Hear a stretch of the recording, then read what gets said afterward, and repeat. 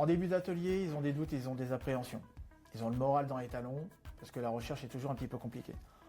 Une fois que la journée est passée, et en fin de journée, ils repartent boostés, les batteries chargées à fond, ils savent exactement quelles sont les actions par lesquelles ils doivent passer, les choses à faire, les choses à ne plus faire, les choses à mettre un petit peu plus en avant vis-à-vis de leur CV et notamment aussi de leur profil LinkedIn. Donc ils savent exactement quels sont les codes professionnels, quelles sont les prochaines actions à mettre en place pour ensuite après maximiser leur chance de trouver une alternance. Il y a toujours un avant et un après atelier et ça, il y a beaucoup d'étudiants qui pourraient aussi le témoigner. Personnellement, au début, j'ai vu que j'avais une proposition d'atelier, etc. et tout. Je pensais que j'étais dans le fond du panier, que j'étais un petit peu dans le repêchage, entre guillemets, que je pensais pas spécialement j'allais trouver d'alternance ou que j'étais vraiment limite au niveau des timings, etc.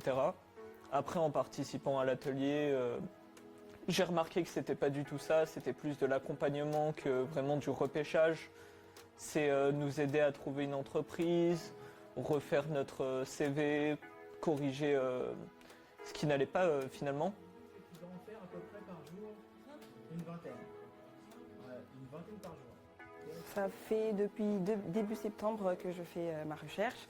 J'étais un peu perdue parce que je me suis dit que c'est trop tard et que j'allais pas avoir mon alternance. Je trouve que dans mon entourage, on laisse beaucoup les alternants comme ça dans la nature en quelque sorte. Et c'est frustrant. Parce qu'on ne sait pas quoi faire, on ne sait pas si nos CV sont bien rédigés, on ne sait pas si on se présente bien. Alors qu'ici, ça nous aide beaucoup. Donc aujourd'hui, j'ai pu être aidée, par exemple sur mon CV. Donc on m'a fourni les aides nécessaires pour optimiser mon CV et me bien présenter également. Voilà, c'est rassurant.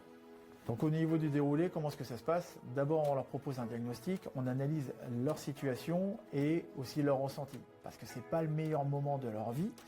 On va voir avec eux comment est-ce qu'ils vivent leur recherche en termes de météo émotionnelle. Et ensuite, après, on va leur proposer un plan d'action qui correspond à leurs problématiques. Donc comment est-ce que ça se passe? On va leur proposer de travailler leur pitch dans un premier temps pour qu'ils puissent formaliser leur projet et communiquer autour de ce projet-là. Ensuite, après, on va travailler leur CV et notamment comment positionner leur présentation, comment positionner leur projet et présenter leur projet notamment sur leur CV, de manière à passer la barrière du CV. Et une fois qu'on a travaillé leur CV, on va travailler avec eux comment est-ce qu'ils se présentent durant un entretien de recrutement. Une fois que les doutes et appréhensions sont mis de côté, les étudiants peuvent se livrer un petit peu plus concernant leur situation, leur retour d'expérience et le fait qu'ils échangent aussi sur des entretiens qu'ils ont passés, le fait d'entendre les autres aussi parler vis-à-vis de leur présentation ou vis-à-vis de leur expérience, ça les rassure.